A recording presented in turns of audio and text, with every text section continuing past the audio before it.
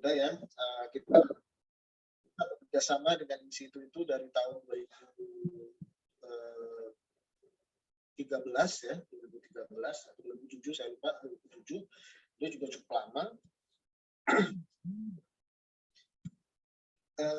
Dan mereka memproduksi banyak sensor untuk banyak aplikasi juga ya. Jadi secara umum itu ada, seperti dilihat ada 8 kategori yang mereka miliki saat ini ya. Seiring waktu mereka terus berkembang, mendevelop teknologinya dari mulai kelompok sensor untuk level dan CTD. CTD ini adalah konektivitas, temperatur dan densitas gitu ya. Kelompok level, kemudian ada kelompok sensor dissolved oxygen untuk berbagai aplikasi dari mulai aplikasi aquaculture, sungai, proses ya. Kemudian ada kelompok untuk sensor multiparameter di mana dalam satu probe atau sonda ada beberapa head sensor yang bisa mengukur beberapa parameter sekaligus. Kemudian berkembang lagi memproduksi sensor flow ya untuk mengukur debit atau aliran. Itu biasanya di kanal terbuka atau di kanal tertutup ya, sistem terbuka atau tertutup dengan banyak pilihan juga di sana. Dan kemudian diperkuat lagi dengan kelompok tersedianya aplikasi mobile yang memungkinkan kita bisa melakukan monitoring lebih fleksibel lagi.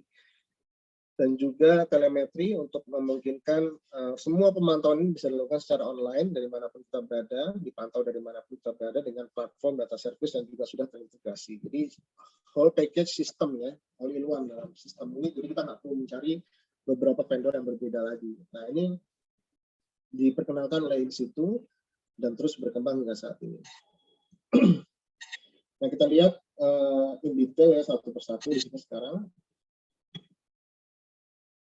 Oke, kita lihat yang pertama adalah yang paling sering kami edukasikan adalah tentang sondo water quality.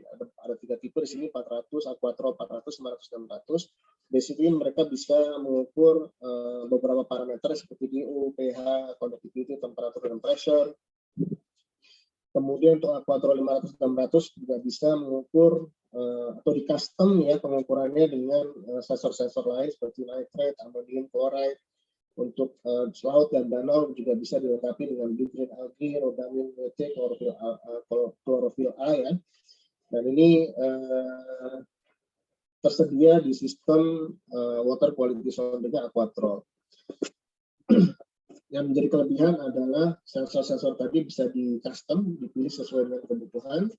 Kemudian waktu dan perawatan di lapangan sangat-sangat minimal sekali, rata-rata sensor dikalibrasi per 3 bulan gitu ya. Dengan jumlah kalibrasi yang sangat minim sekitar 20-30 ml per kalibrasi, jadi sangat ekonomis sekali. Berbagi data dengan cepat karena sudah dilengkapi dengan aplikasi mobile ya, baik itu Android maupun iOS. Jadi kita tidak lagi memerlukan handheld yang besar, bulky, ya, kemudian juga masih dengan kabel dan seterusnya. Ini wireless sifatnya, dan juga dilengkapi dengan sistem telemetri jika memang dibutuhkan untuk pemantauan secara online. Nah, kita bisa lihat aplikasi-aplikasi yang digunakan, itu bisa telemetri, kita bisa taruh di area-area yang memang susah untuk dijangkau.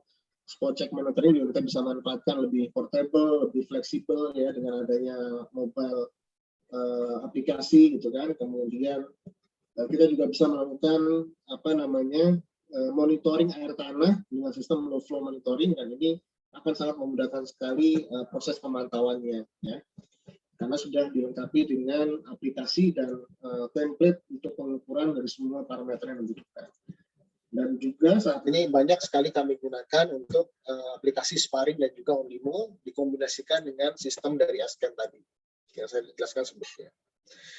Nah, kalau ada kebutuhan untuk aplikasi di danau ya, yang area yang cukup luas, bahkan laut, kita juga siapkan aplikasi telemetri dengan sistem buoy, dan sistem buoy yang kita lihat sini cukup sederhana sekali ya, bisa dioperasikan oleh atau deploy oleh satu orang saja. Dan kita lihat nggak ada kelengkapan seperti solar panel dan seterusnya. Kenapa? Karena sistem telemetri kami cukup di power atau ditenagai oleh baterai, dan ini bisa bertahan sampai 6 bulan dan sampai dengan 10 bulan seperti itu. Dan untuk university biasanya untuk aplikasi penelitian, research segala macam ini sangat sangat baik sekali untuk digunakan. Terlebih juga nanti bisa dikombinasikan dengan remote di luar negeri itu ada remote kayak drone gitu ya, drone bisa digunakan, atau mungkin board surfing seperti ini ya, bisa mengukur satu wilayah secara mobile gitu kan. Nah, ini digunakan untuk aktivitas penelitian, biasanya penelitian di kampus ya, untuk penelitian tentang kualitas air di lingkungan tertentu. Nah, ini bisa digunakan ke arah sana. Nah, dari water quality kita beranjak kepada flow ya. Bagaimana institut ini juga menyediakan solusi untuk mengukur flow dari discharge atau buangan air, entah itu untuk sistem irigasi, proses di industri, maupun air bersih atau air minum gitu ya.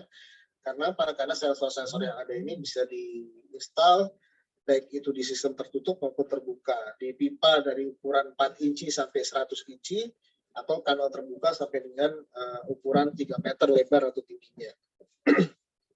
Dan secara instalasi juga sangat sederhana, tidak perlu proses cutting dan seterusnya ya.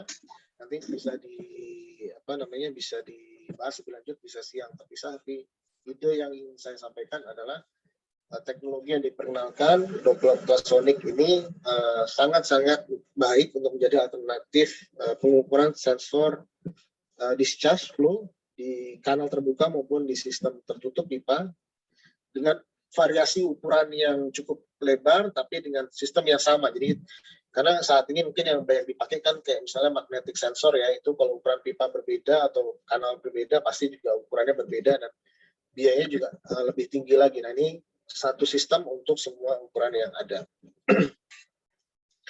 Nah, ketiga sistem tadi, sensor-sensor tadi, saat ini kami kombinasikan untuk kemudian bisa memenuhi kebutuhan dari pemantauan online dan real time gitu kan. Kami bisa integrasikan jadi satu.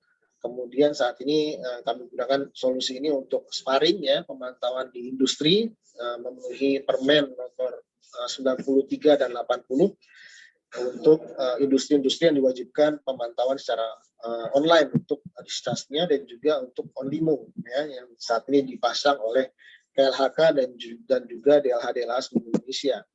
Jadi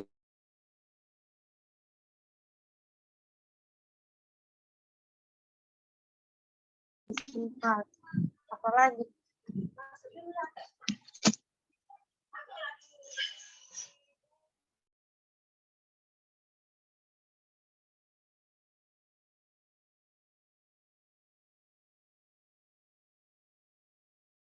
ini bisa kami penuhi dengan sistem yang kami miliki saat ini. Dan ini juga bisa menjadi solusi untuk lab-lab yang memang tertarik untuk terlibat dalam aktivitas sparring ya, karena di sini juga ada beberapa lab yang sudah terlibat di sparring, baik itu untuk validasi maupun sebagai vendor penyedia layanan sparring. Nah, kita bisa bekerjasama karena basically HAS adalah agen utama, maka dan market yang dilayani cukup besar. Nah, ini kita bisa sama-sama berkolaborasi untuk kemudian bisa memberikan solusi untuk customer market industri-industri yang ada di seluruh Indonesia. Oke, untuk sparring kami memberikan software pemantauan yang juga sudah bundle ya, sudah terintegrasi di dalamnya. Kemudian kita bisa lihat mungkin contoh dari instalasi sparring yang ada di beberapa lokasi ya, seperti ini kurang lebih. Dan saat ini kami sudah menginstalasi OnLimo lebih dari 50 stasiun, dan sparring juga sekarang sudah lebih dari 15 stasiun ya. Jadi alhamdulillah terus berkembang sampai dengan saat ini instalasi-instalasi yang ada, dan insya Allah terus sampai tahun 2025 sesuai dengan target yang ada dari pemerintah. Ini beberapa contoh instalasi di sungai, di pesisir, ya, di mining, industri, oil and gas, dan juga kawasan industri. Alhamdulillah sampai dengan saat ini masih berjalan dengan baik. Berikutnya kita coba cepat lihat di solusi untuk water level meter. Kita punya beberapa tipe sensor yang bisa mengukur merekam data perubahan level muka air dan seterusnya. Dan ini juga kelebihan adalah rugged, ya. Semua materialnya adalah titanium, jadi tidak ada pilihan PVC, stainless dan segala macam. Semua titanium, jadi semua adalah didesain untuk aplikasi monitoring jangka panjang dengan lifetime baterainya 10 tahun, internal memori sampai dengan 4 MB. Jadi dan ini bisa digunakan untuk berbagai macam aplikasi. Oke, nanti kalau ada kebutuhan terkait hal ini nanti kita bisa diskusi lebih lanjut. Kita juga punya berbagai macam sistem telemetri yang di-package sesuai dengan kebutuhan. Bahkan yang terbaru adalah pooling telemetri. Ini adalah satu sistem atau teknologi terbaru yang dikeluarkan oleh In-Situ, di mana sistem telemetrinya hanya seperti ini saja nih, satu chip, ya, kemudian bisa diintegrasikan dengan berbagai macam sensor, ditenagai oleh baterai, dan kita bisa tinggal plug and play gitu ya, tanpa ada persiapan-persiapan yang terlalu menyulitkan kita, karena biasanya terkait telemetri terlalu banyak hal yang buat orang pusing dan akhirnya kesulitan. Termasuk juga untuk honeymoon dan sparring, ini salah satu hal yang menjadi menantang ya, diberikan solusi oleh pooling ini untuk aplikasi-aplikasi yang lebih sederhana sampai dengan advance, dan ini bisa dilakukan dengan sangat-sangat mudah sekali. Nah, tadi kita banyak berbicara tentang sensor-sensor yang memang selain dia bisa digunakan untuk aplikasi yang portable, mobile, tapi lebih umumnya kami menyasar segmen yang memang mempergunakan teknologi tadi untuk aplikasi monitoring jangka panjang gitu ya, secara online.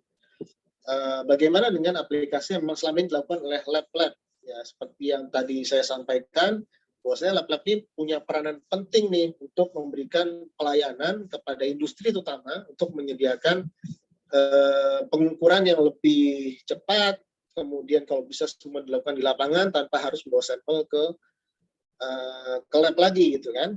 Walaupun nanti ada regulasi-regulasi yang harus diperhatikan dan dipenuhi gitu ya, tapi paling tidak untuk beberapa langkah awal ini sangat-sangat membantu sekali. Nah, kita masuk ke satu brand yang namanya Trace2O, ini adalah manufaktur dari UK, dari Inggris. Mereka menyediakan lini produk instrumentasi monitoring dengan teknologi yang semuanya adalah sifatnya portable ya, dimulai dari sistem analisa logam berat. Nah, seperti yang kita ketahui bersama, dan orang lab pasti sangat familiar dengan hal ini gitu ya. Saat ini untuk mengukur logam berat, instrumentasi yang digunakan di lab adalah peralatan yang yang sangat canggih gitu ya, yang kita sebut dengan AS atau ICP. Dan ini secara investasi juga pasti mahal, kemudian perlu tenaga ahli yang bisa mengoperasikan ini, dan biasanya ketika kita menganalisa logam berat, terutama di area-area di lapangan dan juga environmental, itu pasti butuh waktu gitu ya, entah itu terkait proseduralnya dan juga untuk mendapatkan hasilnya. Kalau saya minta satu lab untuk mengambil sampel, nggak cuma logam berat sih, hampir semua sampel gitu ya, itu pasti ada waktu sekitar 7-14 hari. Tapi terkait logam berat juga analisa bisa cepat, cuma persiapannya juga harus diperhatikan. Nah, Trace2O ini menghadirkan satu sistem yang memungkinkan baik itu swasta maupun pemerintahan maupun lab gitu ya, itu bisa melakukan analisa logam berat dalam waktu kurang dari 15 menit. Dilakukan di lapangan, kemudian bisa men-screen sampai dengan 20 parameter tergantung tipe kit yang digunakan. Dan ini teknologi yang digunakan adalah teknologi yang sebenarnya sudah tua, sudah lama sekali, ya, sudah lebih dari 100 tahun, adalah anodic stripping voltammetry gitu ya, yang kemudian didesain ya, didesain ulang menjadi satu sistem yang sederhana dan bisa dibawa kemana-mana gitu. Nah, idenya adalah ini tidak akan menggantikan metode yang sekarang sudah dikenal, yang sudah diakui oleh standar nasional Indonesia maupun secara internasional juga sudah diakui ya. Nah, ini saat ini akan sangat baik ketika ini digunakan sebagai pendamping ya, untuk melakukan screening daripada kita menunggu hasil sampai dengan 14 hari untuk analisa logam berat, karena logam berat ini satu parameter yang sangat-sangat urgent sekali untuk segera diketahui untuk bisa diatasi. Kalau kita bisa mengukur ini dalam waktu 15 menit, maka pastinya penanganan terhadap bahaya dari cemaran logam berat juga pasti akan lebih cepat untuk ditangani. Sedangkan sampel yang dibawa ke lab itu lebih kepada verifikasi. Maksudnya memang bisa diverifikasi dan secara hukum, legal itu bisa diakui. Nah, ketika nanti ini bergulir, sudah terbukti dan seterusnya, maka ini juga nanti bisa menjadi satu metode yang nanti diakui oleh standar nasional Indonesia. Gitu. Saat ini kita sedang dalam proses ke arah sana karena sudah ada beberapa lab yang menggunakan, mereka sudah merasakan hasilnya seberapa cepat bisa mengukur logam berat hingga level PPB dalam waktu 15 menit, seperti itu. Dari sisi cost juga sangat-sangat sederhana, investasi awalnya pun juga tidak sebesar atau semahal ketika kita menginvestasikan untuk AS atau ICP. Sampai dengan 20 parameter bisa diukur, dan ini adalah parameter-parameter yang umumnya memang juga diukur di lingkungan terkait cemaran logam berat. Dan ini juga sangat membantu karena terkait pengukuran parameter logam berat juga diatur di PP nomor 22 tahun 2021.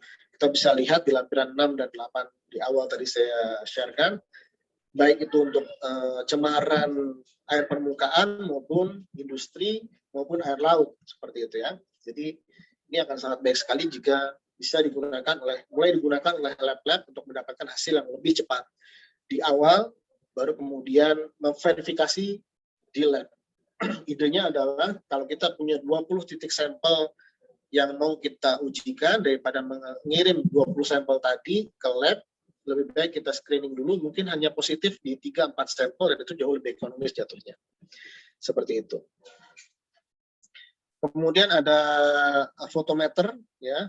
Oh, ini electrochemical meter gitu ya. Umum biasa dipakai di HRP, conductivity, DO, temperatur. Yang menjadi titik poinnya adalah didesain sedemikian rupa, dan ini IP68. Ya, memang khusus dibawa untuk lingkungan. Ketika handheld ini terjatuh di lapangan, dia tidak mudah hancur. Ketika tercelup dalam air, dia juga tidak rusak, seperti itu ya. Kemudian ada hydrotest HT1000, ini fotometer atau fotometer multiparameter portable, fotometer yang bisa mengukur sampai dengan 40 parameter kimia yang berbeda dengan sistem reagen tablet ya, bukan serbuk. Sama didesain rugged ya, IP68 bisa dikombinasikan dengan untuk penyimpanan data itu sampai dengan 1000 data point, bisa disimpan di internal storage maupun ditransfer ke PC atau laptop. Ini parameter-parameternya, dan ini juga semua tercantum dalam lampiran 6 PP 2221 parameter-parameter ini, sehingga kita bisa mengefektifkan aktivitas pengukuran di lapangan, lebih banyak parameter, lebih cepat, dan ini juga secara metode diakui oleh SNI atau metode-metode internasional lainnya. Nah, kemudian juga ada Aquasafe Water Safety Lab, ini lebih kepada aktivitas pengukuran dan analisa mikrobiologi. Ini adalah dual chamber inkubator yang bisa mengukur 2 parameter mikrobiologi yang berbeda. Umumnya adalah fecal coliform dan total coliform, ini yang lebih sering diukur yang untuk air bersih. Kita bisa menggunakan inkubator ini portable di lapangan dengan daya baterai bisa bertahan sampai dengan 5 hari. Dan kita bisa mengukur atau melakukan inkubasi dalam perjalanan. Jadi untuk area-area yang terisolir atau area-area bencana alam, ini sangat untuk digunakan, dan juga bisa digunakan di lab pada dasarnya, karena semua perlengkapan peralatannya memang sama seperti yang digunakan di lab, hanya dikemas dalam bentuk rugged dan juga portable dengan sistem rak yang membuat kita bisa memperhatikan mana consumable yang sudah habis, perlu diganti, dan seterusnya. Dan kesemua tadi itu di manage, di organize dalam satu software aplikasi Aquasafe Management System, di mana kita bisa menginput data hasil pengukuran kita saat di lapangan dalam satu aplikasi, dan ini nanti bisa dipantau oleh teman-teman yang ada di pusat gitu kan. Kemudian bisa membuat grafis, mapping, dan seterusnya terkait pencemaran di lokasi-lokasi tertentu, atau progres dari prevention atau progres dari pengatasan dari masalah-masalah yang ditemui di lapangan secara real time juga ya. Jadi ini semi real time ya, karena kita bisa upload data, input dan upload data pada saat kita ada di lapangan tanpa harus menunggu kita kembali ke kantor atau ke lab seperti itu. Dan ini bisa dikemas semuanya dalam mobile laboratories. Mungkin sudah ada yang menggunakan, tapi saya lihat masih tidak terlalu banyak, dan kita bisa membuat atau merancangkan mobile laboratories yang lebih komprehensif ya, dengan semua instrumentasi yang portable tadi maupun yang fix gitu ya, dalam satu trailer. Dan ini memungkinkan kita untuk mengukur, apalagi Indonesia di mana banyak sekali daerah-daerah yang terisolir, cukup jauh dan seterusnya. Daripada kita menghabiskan waktu untuk ambil sampel, balik lagi ke lab, apalagi kalau udah di daerah Kalimantan, Sumatera, Sulawesi, kadang berjam-jam gitu ya, akan sangat baik sekali kalau kita punya mobile lab yang kemudian kita bisa berjalan ke arah sana, mengambil sampel, langsung mengukur di saat yang sama. Ini pastinya akan sangat-sangat mengurangi waktu yang dikeluarkan, dan tenaga juga lebih efisien, lebih efektif dari sisi cost juga. Oke, untuk weather station ini secara umum sama dengan yang lainnya, teknologi bukan teknologi yang baru, dan kami juga menyediakan sistem dengan beberapa pilihan tergantung dari kebutuhan, dan ini semua bisa dikombinasikan atau di custom ya sesuai dengan kebutuhan. Nah, kalau saya bisa menyimpulkan di akhir presentasi saya ini atau sharing saya adalah, ketika kita bisa memanfaatkan update teknologi yang ada saat ini, insya Allah kita berusaha untuk sama-sama nih untuk meningkatkan kemampuan kita untuk mendeliver hasil yang lebih baik, lebih cepat ya kepada customer kita ya nantinya dengan teknologi-teknologi yang ada saat ini. Nah, insya Allah kami dari PT ASEAN Environmental selalu berkomitmen untuk memberikan yang terbaik ya, dengan kualitas yang premium juga. Terlihat sama di permukaan, tapi teknologi yang digunakan jauh lebih lebih advance dibandingkan yang ada sekarang, karena yang terjadi sekarang adalah dari waktu ke waktu kami terlalu atau manufaktur yang mensuplai teknologi ke PTH adalah manufaktur yang selalu berimprovisasi, selalu menemukan hal-hal baru dari waktu ke waktu. Jadi tidak stuck dengan teknologi-teknologi yang lama gitu ya. Nah, kemudian ini bisa menjadi pemicu buat kita juga untuk terus mengupdate teknologi yang kita pahami, yang kita kenal dengan yang baru, sehingga juga akan memberikan kontribusi yang terbaik untuk orang-orang sekitar kita, terutama untuk customer kita. Karena di sini semua lab ya, pasti ada customer yang dilayani.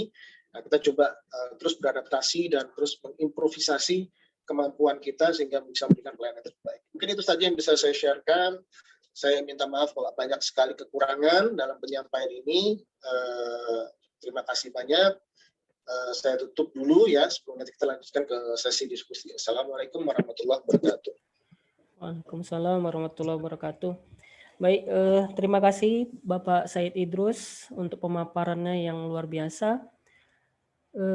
Berikutnya kami membuka sesi tanya jawab. Untuk sesi pertama 3 orang penanya. Dipersilakan Bapak Ibu.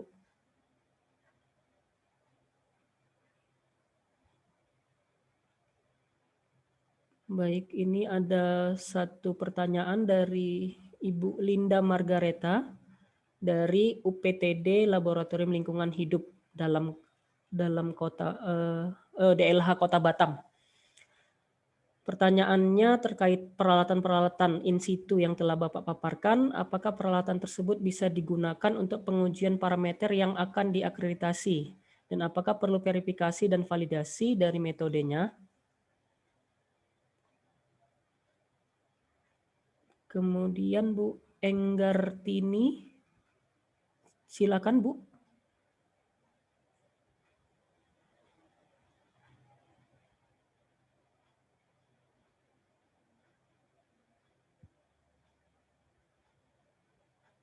Bu Enggartini, apakah ada pertanyaan Bu?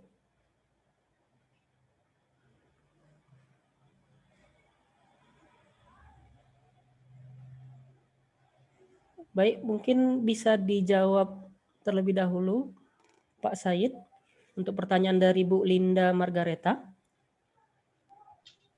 Oke, bisa diulangi Pak Raju pertanyaannya tadi? Oke, terkait dengan peralatan-peralatan in situ yang tadi Bapak paparkan, apakah peralatan tersebut bisa digunakan untuk pengujian parameter yang akan diakreditasi? Dan apakah perlu verifikasi dan validasi dari metodenya? Oke, saat ini saya belum ada pengalaman terkait akreditasi lab menggunakan alat-alat di situ yang kami tawarkan. Tapi mungkin nanti teman-teman di lab bisa coba mengkonsultasikan lagi ya ke badan akreditasi, karena setiap instrumentasi ini pasti juga bisa kita verifikasi dan validasi dengan membandingkan dengan instrumentasi yang sejenis ya, yang kurang lebih sama dari sisi metode dan ininya. Kalau memang dari sisi hasil itu bagus, baik, saya yakin ini akan bisa menjadi bahan pertimbangan untuk akreditasi. Seperti contohnya yang kami lakukan saat ini untuk sistem on-demo dan sparring gitu ya. Saat ini untuk instrumentasi yang kami gunakan di sparring dan on-demo, secara nasional instrumentasi sensor untuk online itu saat mulai standarnya, dan kemudian dari KLHK itu berinisiatif untuk kemudian membuat sistem validasi. Ya, sistem validasi bekerjasama dengan lab-lab yang ditunjuk, dan mereka bisa membawa atau mengikuti SOP-nya gitu kan, mengadaptasi dari SOP ISO 15893. Nah, di situ ada standar-standar yang harus diikuti, kemudian ada validasi, ada komparasi juga dengan hasil pengukuran di lab dengan standar yang sudah berjalan saat ini. Ketika itu masuk ke range yang diminta, maka dinyatakan lulus, katakanlah seperti itu ya. Nah, hal yang sama juga bisa digunakan oleh instrumentasi yang tadi, yang portable, yang in situ, karena basically semua instrumentasi ini sudah diakui metodenya, bukan hal yang baru ya, bukan hal yang baru, hanya kemasannya saja baru. Jadi bisa digunakan, dan insya Allah bisa digunakan untuk mendapatkan akreditasi. Tapi secara teknisnya silakan dikonsultasikan kembali dengan pihak yang memang memberikan akreditasi, kayak misalnya KAN ya, seperti itu. Nah, secara pribadi kalau saya belum ada pengalaman mendampingi teman-teman di lab untuk kemudian menjadikan ini menjadi menaikkan sistem sertifikasinya ya. Tapi insya Allah kami akan membantu kalau memang diminta untuk kemudian nanti bisa mendampingi dari sisi penggunaannya dan seterusnya. Nah, itu nanti kami bisa mendampingi lebih lanjut, karena ini menjadi pengalaman juga nanti buat kami. Saat ini yang sedang dalam proses itu adalah bagaimana kami mengumpulkan data sebaik mungkin terkait misalnya contoh untuk penggunaan analyzer untuk logam berat tadi ya, logam berat tadi. Jadi yang dilakukan adalah mengambil sampel, mengukur, kemudian membandingkan dengan metode yang sudah dikenal saat ini, misalnya ICP atau AS, membandingkan presentasi keakurasiannya segala macam. Nah, itu coba kami sedang mengumpulkan data sebaik itu, walaupun saat ini terkendala dengan COVID ya, dengan pandemi, jadi agak sedikit tertunda nih, tapi beberapa data yang kami peroleh dari juga beberapa customer kami, hasilnya bisa dibilang sangat baik sekali gitu ya. Nah, ini coba nanti kalau semakin banyak permintaan segala macam, maka ini juga nanti bisa membantu kita semua, yang nggak cuma PTA saja, tapi kita semua untuk bisa mengadaptasi teknologi ini untuk bisa digunakan full dan diakui secara legalnya gitu ya, sehingga lab-lab yang ada ini juga bisa lebih nyaman menggunakan atau mengimplementasikan teknologi ini. Itu yang mungkin bisa saya sharingkan. Untuk saat ini jawabannya adalah belum ada pengalaman ya, belum ada pengalaman terkait proses akreditasi yang membantu akreditasi lab terkait ketika mereka menggunakan instrumentasi yang ada saat ini. Kalau ditanya sudah banyak yang menggunakan, sudah ada populasi yang menggunakan, dan mereka sejauh ini yang benar-benar menggunakan ya puas dengan hasilnya.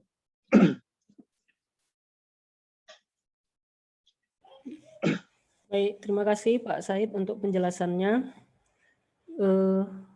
Berikutnya, apakah masih ada pertanyaan?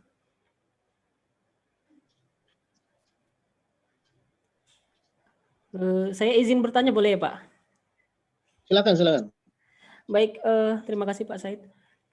Nah, ini tadi Bapak ada memaparkan dan banyak gitu ya, yang alat-alat tersebut itu yang portable gitu Pak ya, jadi bisa dibawa ke lokasi langsung gitu.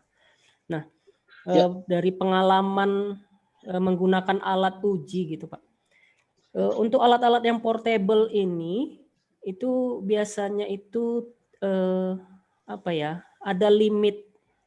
Jadi limitnya itu kadar atau konsentrasi yang bisa diukur oleh alat tersebut. Biasanya lebih rendah dibandingkan dengan alat uji yang apa ya, alat uji yang duduk gitu di laboratorium gitu Pak. Ya. Jadi untuk alat yang disediakan oleh PT HAS ini, apakah bisa mengakomodir apa ya, tingkat level terendah dari pengujian atau pengukuran ke lokasi langsung? Mungkin itu pertanyaan saya Pak.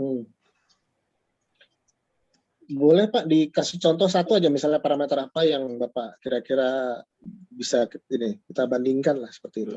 Kalau misalkan untuk air, kualitas air itu mungkin bisa ke logam berat kali ya Pak ya? Logam berat.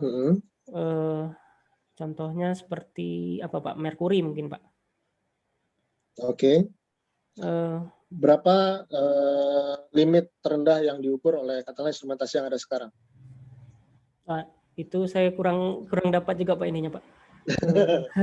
Oke, jadi biasanya ada compare apple to apple ya. Tapi saya ada pengalaman seperti ini Pak. Jadi pengalaman sama data yang kita punya gitu ya. Jadi kalau dari sisi limit of detection parameter-parameter tadi, logam berat dalam hal ini merkuri atau mungkin ada kadmium segala macam, itu instrumentasi kami tergantung dari tipenya, tapi tipe yang memang digunakan untuk tertinggi gitu ya, untuk aplikasi yang lebih butuh akurasi yang lebih tinggi, kemudian limit deteksi yang lebih rendah juga, itu kita bisa mendeteksi sampai dengan 1 ppb Pak.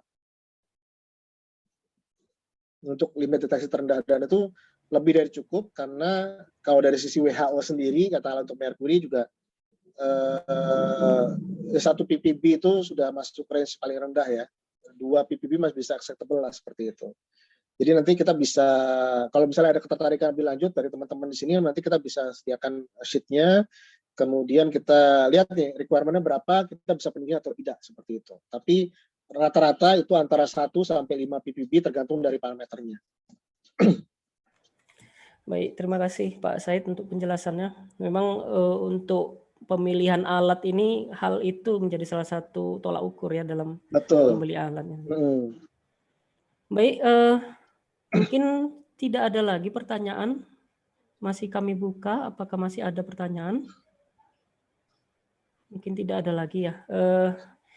Baik, terima kasih Pak Said untuk pemaparannya. Kita akan lanjutkan ke narasumber yang kedua. Tapi sebelum itu kami persilahkan PT HAS Environmental mungkin ingin memutar video company profile, dipersilakan.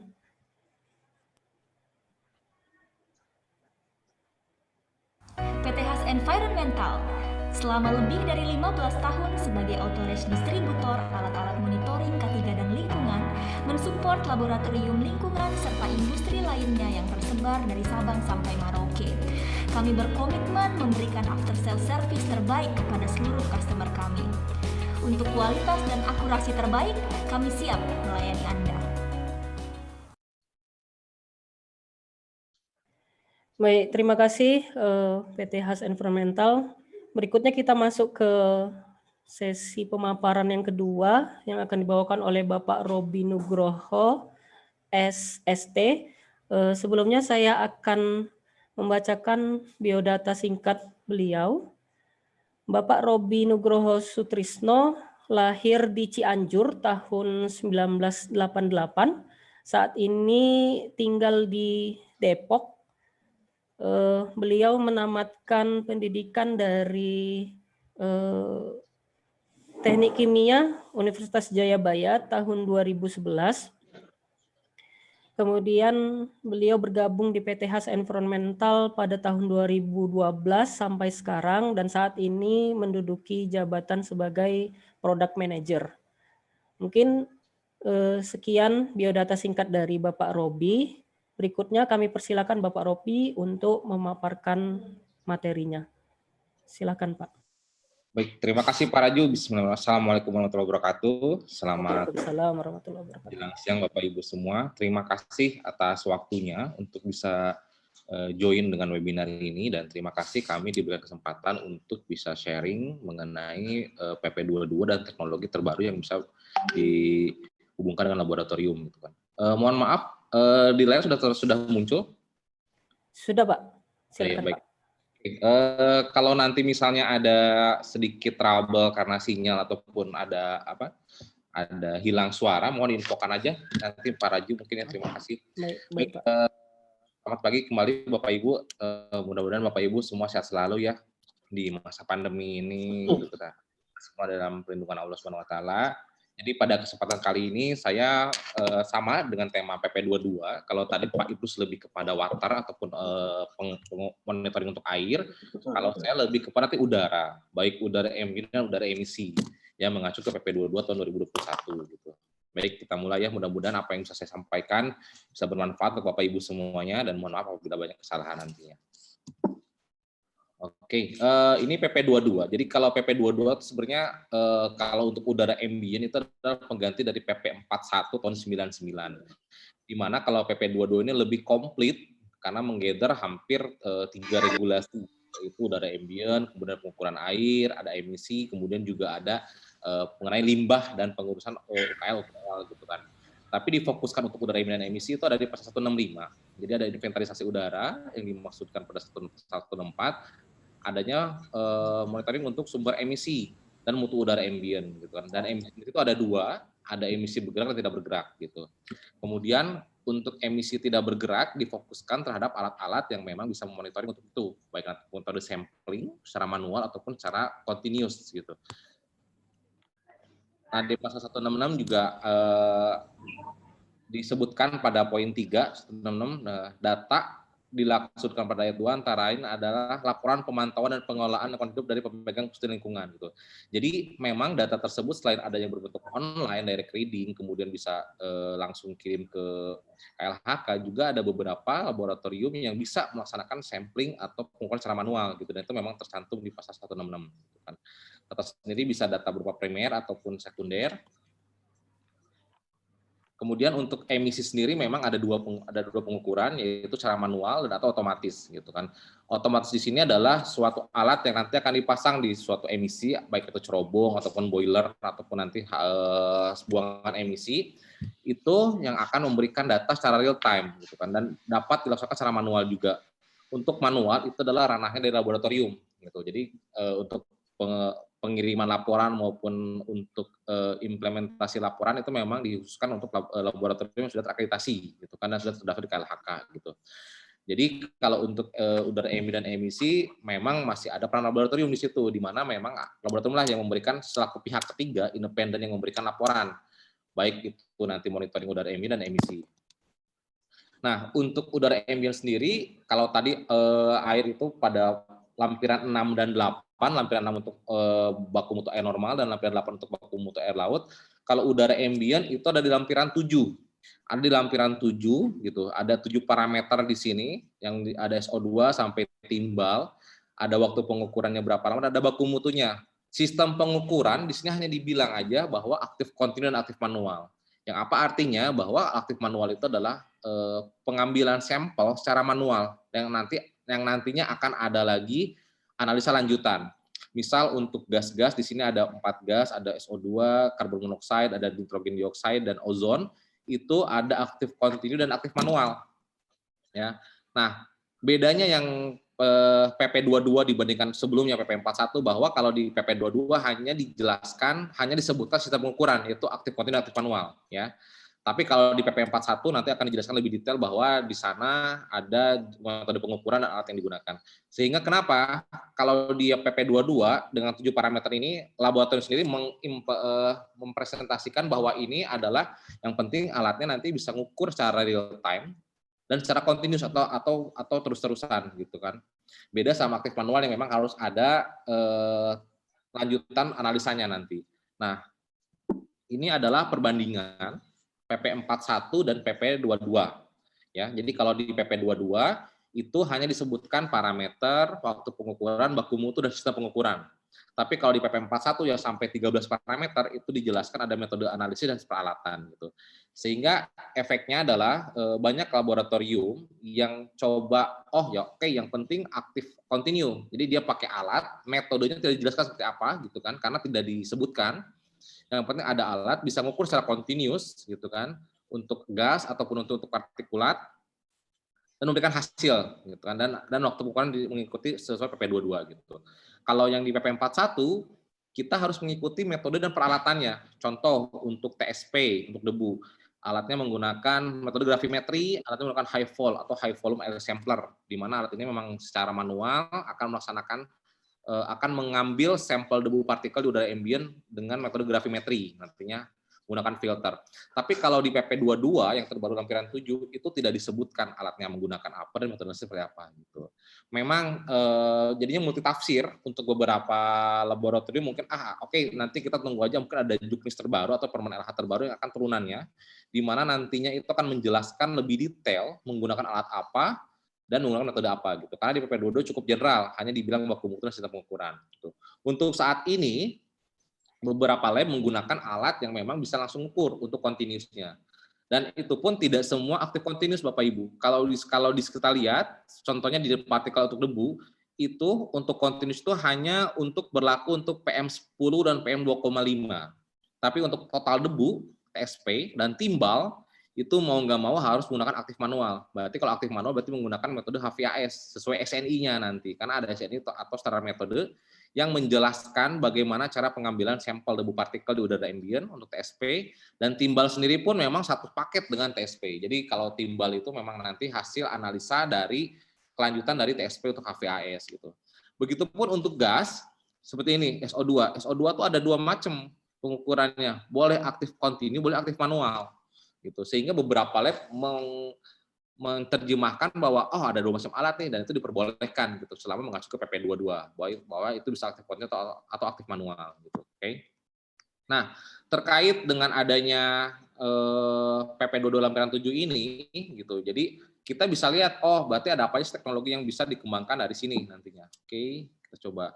Nah, untuk gas polutan di udara ambient seperti tadi disebutkan saya sebelumnya bahwa untuk aktif kontinu itu yang penting alatnya itu nanti bisa ngukur secara real time, secara direct reading, dan berkelanjutan gitu. Ini contoh alatnya ini ya. Mungkin ada juga Pak bedanya apa nih Pak sama ISPU ataupun AKMS yang mungkin biasa dipasang sama beberapa daerah atau beberapa kawasan industri. Itu beda. Kalau untuk di PP22 dia hanya meminta nilai baku mutu berupa konsentrasi langsung 150 mikrogram per meter kubik berapa. Tapi kalau di ISPU atau di AKMS itu nilainya udah dalam bentuk indeks. Jadi nilai indeks itu merupakan beberapa gabungan dari beberapa parameter. Jadi indeks untuk berbahaya ataukah nanti misalnya sehat, tidak sehat itu berdasarkan rentang dari indeks tersebut. Jadi itu merupakan gabungan dari beberapa parameter. Tapi kalau di PP22 untuk pengukurannya itu langsung per parameternya. SO2 berapa ngukurnya, bisa aktif kontinu selama 1 jam atau pakai aktif manual. Karbon monoksida berapa ngukurnya, nitrogen dioksida berapa, dan ozon pun berapa gitu. Nah ini memang contoh alat yang digunakan untuk mengukur secara aktif kontinu menggunakan direct reading. Ini contohnya alatnya.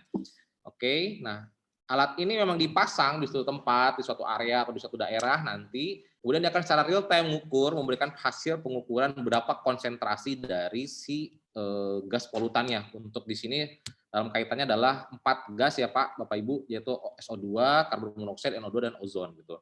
Ini juga ada dilengkapi dengan wind speed atau wind direction sehingga dapat memudahkan nantinya. Jadi kalau diimplementasikan hasilnya adalah nanti berupa monitoring sistem ya, tapi bukan indeks nantinya.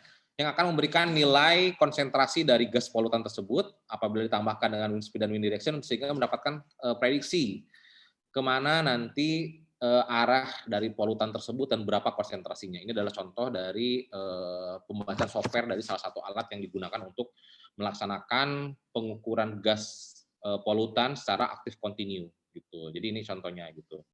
Bagaimana dengan aktif manual? Kalau aktif manual menggunakan alat ini yang mungkin beberapa Bapak Ibu di sini dari laboratorium maupun dari beberapa DLH itu sudah familiar ya menggunakan alat ini. Ini adalah aktif manual menggunakan impinjer gas sampler. Jadi ini hanya alat sampling, Bapak Ibu tidak bisa memberikan nilai langsung karena bukan direct reading. Tidak akan memberikan nilai berapa nilainya untuk konsentrasi tersebut. Dan aktif manual pun hanya 3 parameter di sini yang diminta, yaitu untuk SO2, NO2 dan ozon.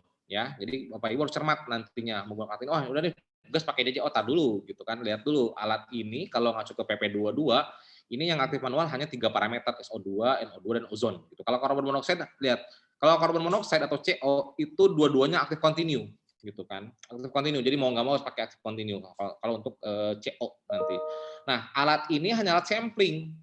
Metode gas impinger adalah alat yang digunakan untuk sampling, hanya untuk sampling ya, sampling untuk gas-gas, metode ngacu ke metode SNI-nya ada, untuk SO2 ada SNI-nya, jadi udara ambient ini untuk SO2 nomor 7197/2017, untuk NO2 nomor 2017, dan untuk ozon adalah nomor 8 tahun 2005. Jadi alat ini hanya akan menyerap sampel dari udara ambient, kemudian nanti akan bereaksi dengan lautan penyerap yang ada di alat tersebut.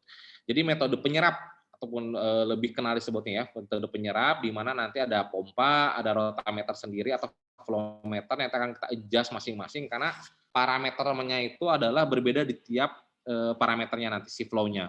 Oke, jadi alat ini nanti dipasang di Bapak Ibu mau sampling di mana secara manual untuk mengukur gas, misalnya di suatu alun-alun kota atau kawasan industri, dia akan menghisap sejumlah udara ambient yang akan nanti bereaksi dengan reagen penyerapnya, nanti kemudian akan dianalisa menggunakan spektrofotometer kebanyakan. Ya. Bahkan untuk NO2 harus di tempat nanti untuk analisanya, jadi nggak bisa dibawa ke laboratorium lagi. Nah, ini hanya alat untuk sampling secara manual. SNI-nya mana, ngacu kemana? Nah, ini nanti Bapak Ibu boleh nanti kalau mau tahu lebih detail gitu karena cukup panjang dan cukup sangat mendetail nanti di SNI. Jadi SNI ini hanya menjelaskan bagaimana cara samplingnya, menggunakan reagen apa, panjang gelombang yang digunakan untuk sampling itu berapa nanometer, kemudian berapa flow meternya dan berapa lama samplingnya. Jadi SNI ini, jadi baku mutu untuk di PP22 hanya menjelaskan dan menyebutkan berapa besaran konsentrasi yang tidak boleh dilewati, ya. Nah, Assalamualaikum. kemudian kalau untuk bagaimana cara samplingnya, bagaimana cara mengambil datanya, dan bagaimana cara membuat larutan samplingnya itu ada di SNI.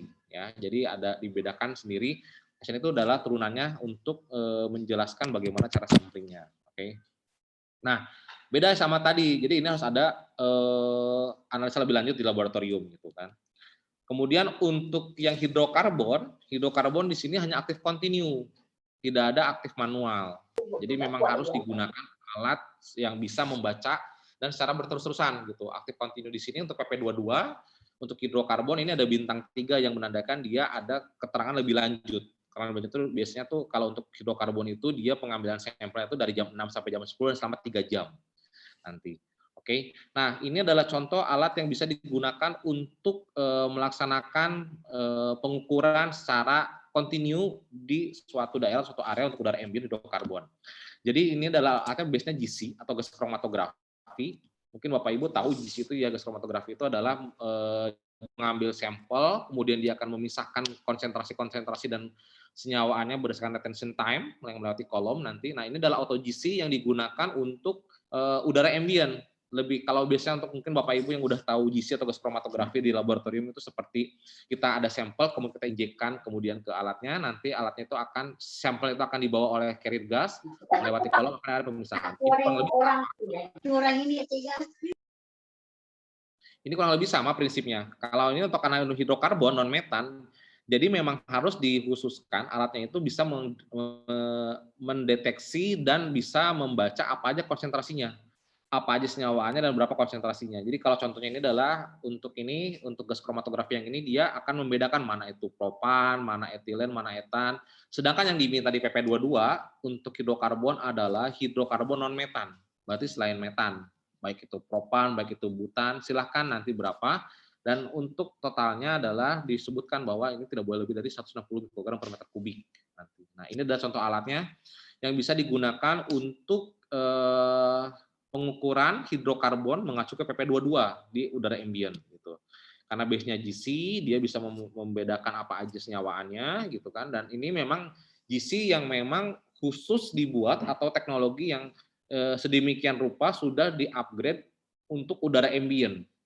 Prinsipnya sama kayak GC di laboratorium, tapi memang aplikasinya untuk udara ambient gitu ya. Kemudian untuk debu partikel di udara ambient kita juga ada 2 ya. Ada 3 parameter, yaitu total debu, ada PM10 dan PM2,5. Mungkin yang belum tahu apa sih bedanya gitu, kenapa di PP22 itu ada pemilihan 3 macam debu, ada debu TSP, ada debu PM10 dan debu PM2,5. Pemisahan itu tergantung dari ukuran si debu partikel. Kalau TSP itu, kalau yang diminta PP22 adalah ukuran partikel dengan maksimal 100 mikron. Kalau PM10 itu adalah debu partikel dengan ukuran maksimal 10 mikron dan PM2,5 adalah debu partikel dengan ukuran maksimal 2,5 mikron. Kenapa dibedakan? Karena level bahaya dari tingkat dari klasifikasi debu itu berbeda-beda. Jadi kalau untuk TSP itu sebenarnya mohon maaf itu hanya akan nyangkut di hidung, bisa nyangkut di hidung dan mungkin akan jadi kotoran hidung nantinya. Secara estetika mungkin kurang bagus karena akan bikin mobil jadi berdebu, rumah jadi berdebu. Tapi yang bahaya adalah PM10 dan PM2,5. PM10 itu PM10 dan PM2,5 bersifat akumulatif. Jadi dia bisa masuk sampai ke saluran pernapasan, bahkan PM2,5 masuk ke paru-paru nantinya. Nah, semakin kecil ukuran debu partikel itu semakin berbahaya karena nanti mungkin tidak akan terasa untuk Bapak Ibu yang terpapar oleh debu partikel. Mungkin sekarang usia 20, usia 30, usia 20 masih oke, tapi nanti setelah 40 mulai berasa batuk, sesak gitu. Kenapa? Karena mungkin fungsi dari paru-paru dan saluran pernapasannya sudah terakumulasi oleh adanya debu partikel yang masuk ke situ. Makanya untuk debu partikel sendiri itu ada 3 klasifikasi. Ada 3 klasifikasi untuk diberdasarkan dari ukuran partikelnya gitu. Ada partikulat debu partikel untuk TSP, 100 mikron, ada PM10, 10 mikron dan PM2,5. Untuk yang aktif continue, yang direct reading itu hanya dikhususkan untuk PM10 dan PM2,5. Ini adalah contoh alatnya ya, untuk yang biasa digunakan untuk pengukuran real time dan direct reading. Bahkan alat ini bisa langsung sekaligus mengukur secara simultan berapa itu PM10 dan PM2,5 dengan satu alat. Ya. Metode alatnya adalah light scattering. Jadi ini adalah semacam spektrofotometer.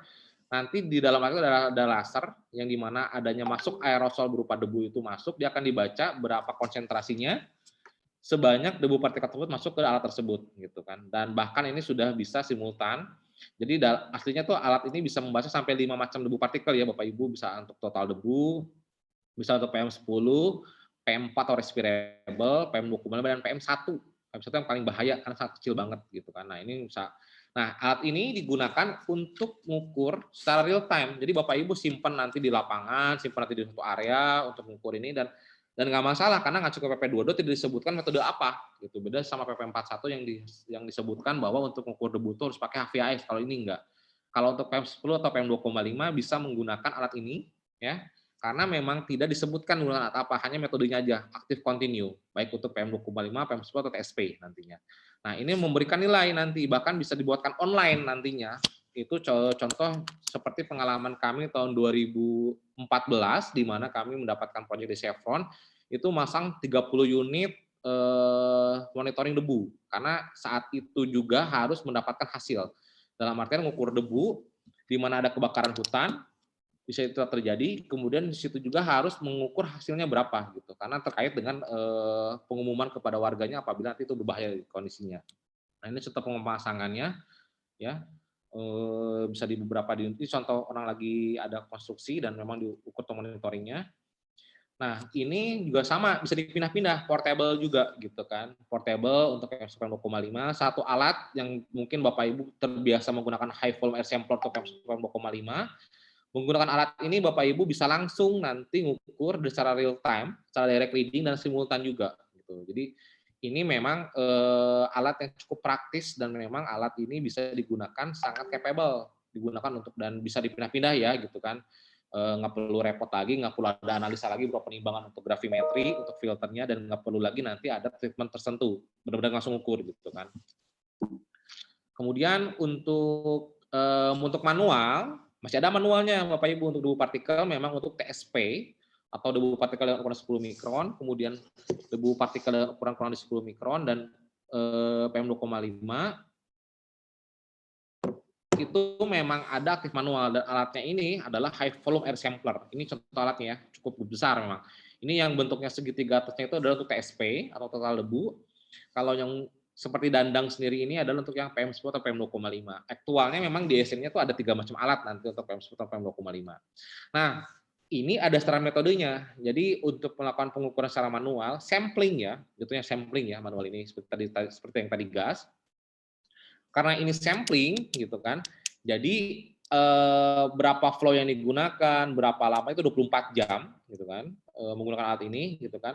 Nah, apa-apa yang harus diperhatikan itu ada di SNI-nya. SNI untuk TSP itu nomor 3 2017, SNI nomor 15 untuk 12 untuk PM10, dan nomor 14 untuk PM2,5. Ada di sini semua lengkap gitu kan.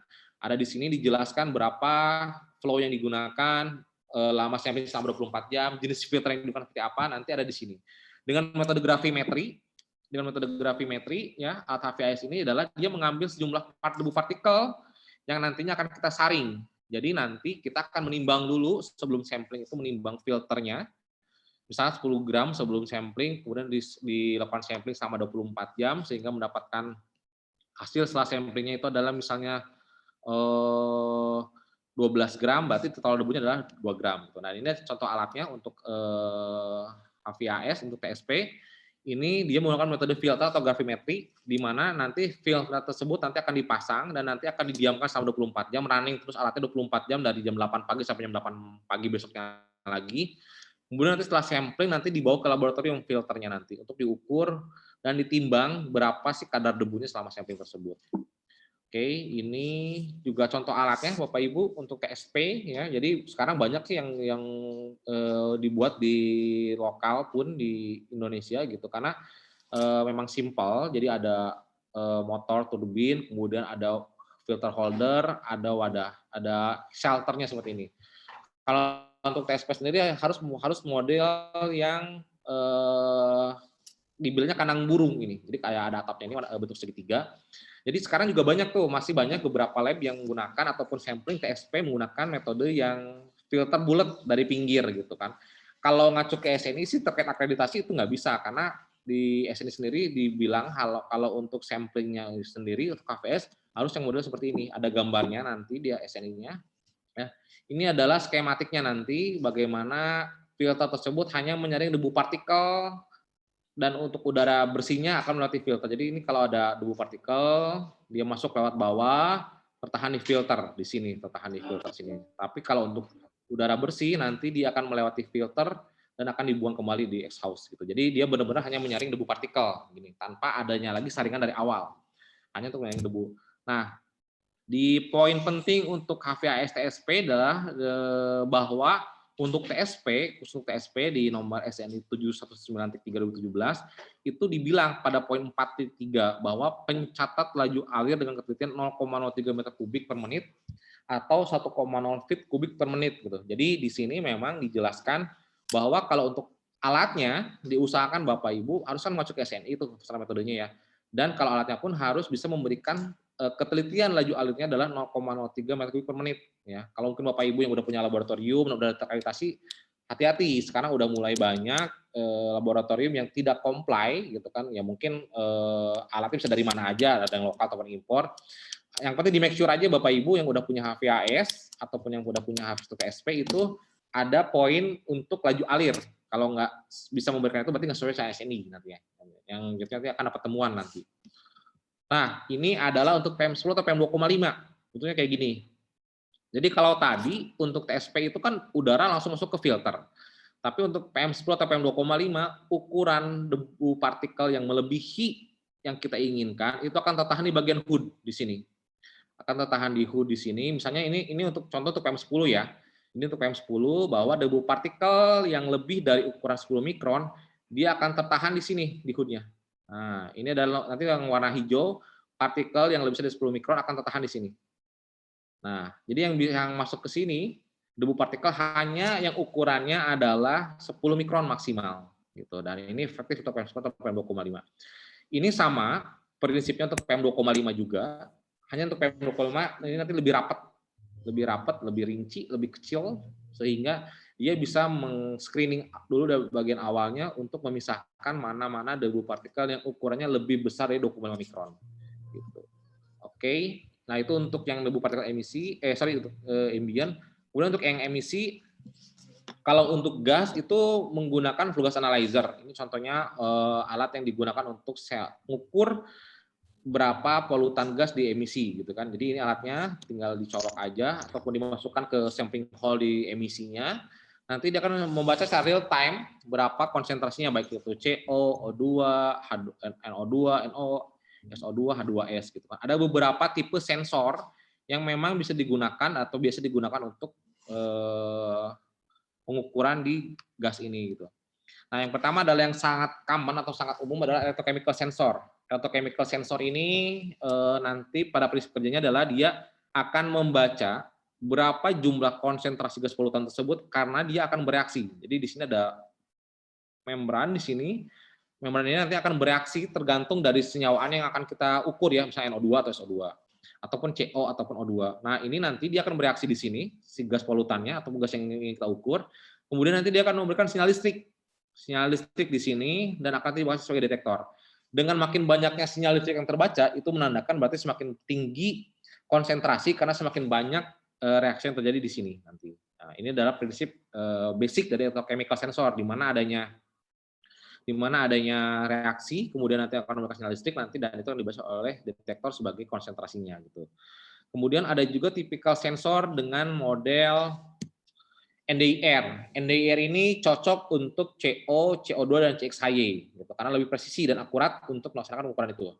Jadi prinsipnya adalah nanti pada chamber ini ya akan ditembak oleh dengan panjang gelombang tertentu lampu IR atau infrared. Nanti dia akan bereaksi dengan CO atau CO2-nya. Ya. Reaksi tersebut nanti akan dibaca oleh detektor nanti. Nah, ini cukup akurat untuk pelaksanaan pembacaan CO2. Kenapa? Karena biasanya terjadi interferensi dari gas polutan lainnya untuk pembacaan CO2. Jadi menggunakan NDIR ini lebih akurat dan lebih presisi untuk pembacaan CO, CO2 dan CXHY ataupun hidrokarbon nanti. Kemudian untuk pembacaan NO atau NO2 kita ada lagi teknologi misalnya tuh chemiluminescence untuk detektor. Jadi memang ini sampel gas yang masuk yang mengandung NO2 nanti akan juga ditembakkan ozon, ada generatornya sehingga nanti akan bereaksi di sini. Akan bereaksi di sini sehingga ini bisa sangat spesifik dan cukup akurat untuk pembacaan NO ataupun NO2 gitu. Karena dia memang hanya mengikat nitrogen. Nah, ini lebih presisi dan akurat dibandingkan dengan sensor electrochemical.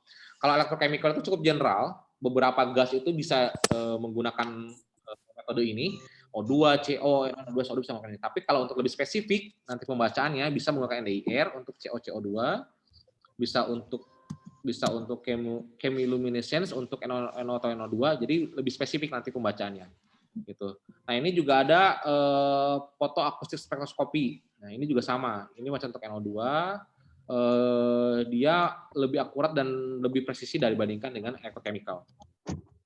Itu untuk yang gas, Bapak Ibu, teknologinya beberapa pembacaan yang memang alat ini nantinya direct reading. Jadi kalau untuk gas itu ada beberapa metode sebenarnya, tapi sekarang cukup common menggunakan direct reading, flue gas analyzer gitu ya, nanti Bapak Ibu misalkan ini untuk mengukur berapa polutan gas yang ada di cerobong gitu. Nah, kalau untuk debu partikel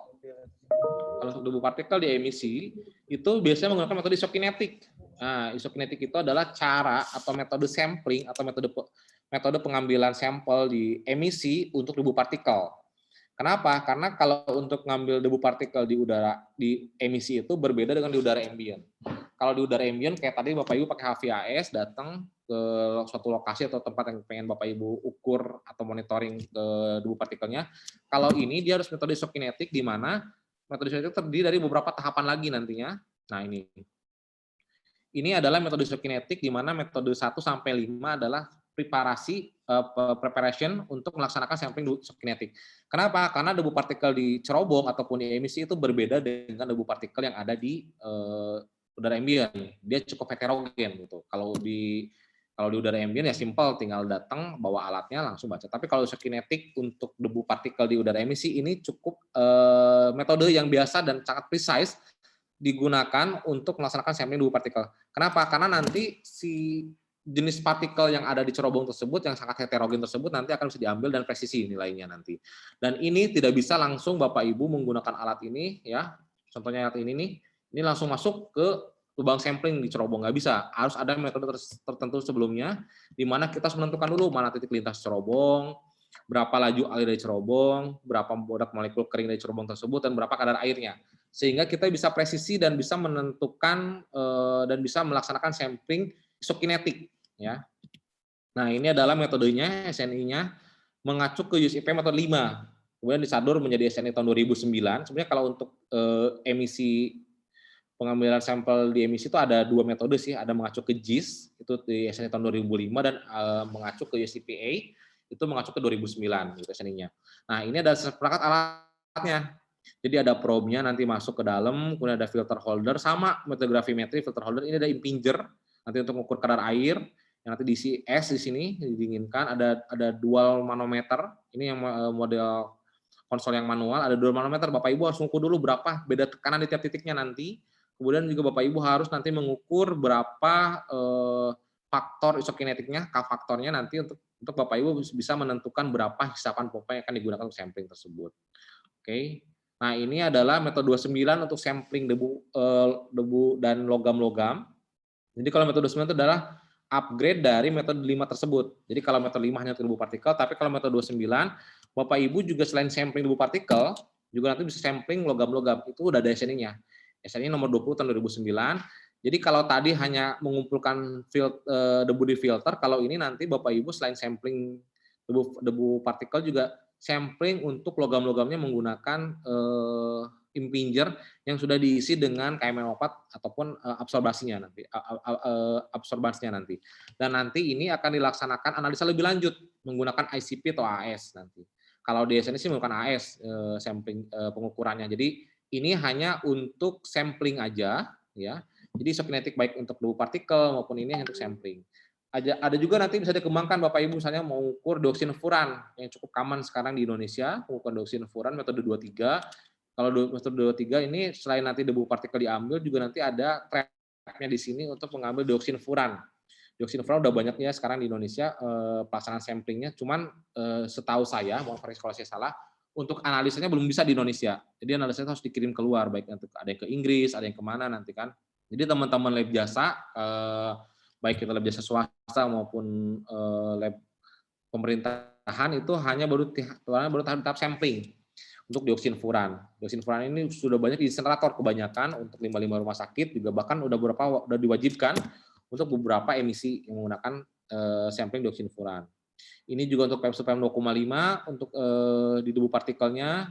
Nah, ini ada juga metode 17 USIPA ya untuk melaksanakan sampling debu partikel di cerobong atau di emisi gitu kan. Kalau ini lebih kepada sampling yang dilaksanakan secara lebih ringan, lebih compact dan lebih simple, tapi dia menggunakan insect filter di sini. Jadi filternya itu di bagian depan masuk ke dalam cerobong dan tidak dipanaskan ya. Jadi ini adalah beberapa alternatif nanti untuk Bapak Ibu misalnya melakukan pengukuran ataupun sampling emisi di cerobong ataupun di boiler misalnya. Nah, karena dia menggunakan metode insect filter di mana filter tersebut masuk ke dalam cerobong dan dia tidak dipanaskan, ini agak ringkih ataupun agak sedikit kurang cocok apabila Bapak Ibu ketemu dengan emisi atau cerobong di mana kondisi dari emisi cerobong tersebut mempunyai moisture atau kadar air cukup tinggi gitu. Karena kenapa? Ini kan tidak dipanasin, nanti fitnya basah sehingga nanti dia akan mengurangi keefektifan ke penyerapan dari sampel tersebut. Kemudian untuk yang bagaimana cara mengukur opasitas, saat ini sih masih menggunakan Ringelmann chart. Jadi ada semacam teropong yang nanti ada chartnya ini mengacu ke SNI tahun 2005. Saya nggak tahu apakah sudah update atau belum untuk metodenya. Tapi ini memang simple. Jadi uji kepekatan asap itu atau opasitas dari buangan cerobong tersebut dapat dibaca menggunakan teropong ini. Nanti dia ada skalanya, nanti dia akan disamakan dengan si skala tersebut. Makin hitam atau makin pekat dari buangan cerobong tersebut akan makin tinggi nilainya gitu. Nah, ini ada ininya, ada apa? Ada alatnya seperti ini, simple, mengacu ke SNI tahun 2005. Kemudian untuk emisi juga bahkan sekarang udah ada CEMS, Continuous Emission Monitoring System. Ini alat yang dipasang secara real time untuk mengukur berapa kandungan ataupun berapa polutan dari emisi cerobong tersebut. Kalau saya boleh mengambil salah satu contoh Permen LH untuk ini adalah terbaru 2019 nomor P15. Jadi ini untuk pembangkit listrik tenaga termal meliputi 9 macam pembangkit listrik, ada dari PLTU sampai berbahan campuran. Parameter yang dibaca adalah ada 9 juga, dari mulai partikulat sampai amonia ada H2S, dan parameter pendukung ada karbon dioksida, oksigen, temperatur, dan juga alir. Gitu. Ini memang yang sangat common sekarang ataupun banyak dicari orang untuk melaksanakan pengukuran. Gitu. Bahkan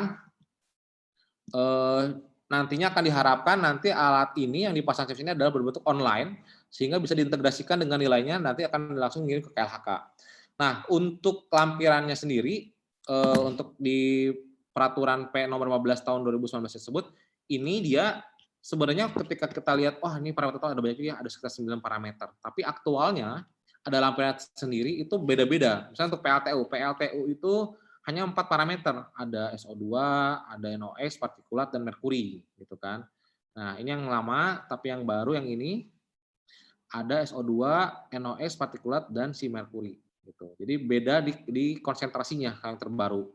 Jadi lebih kecil karena memang diharapkan nantinya industri ataupun emisi yang dikeluarkan dari buangan tersebut sangat kecil dan semakin bisa ramah lingkungan. Begitupun ini contohnya untuk PLTMG, pembangkit listrik tenaga mesin gas. Kalau misalnya tadi ada 9 parameter, ternyata tidak semua parameter. Ada masing-masing lagi, ada lampirannya sendiri. Jadi kalau untuk PLTMG itu ada 4 parameter juga sama, ada SO2, NOx, CO, dan partikulat, gitu kan.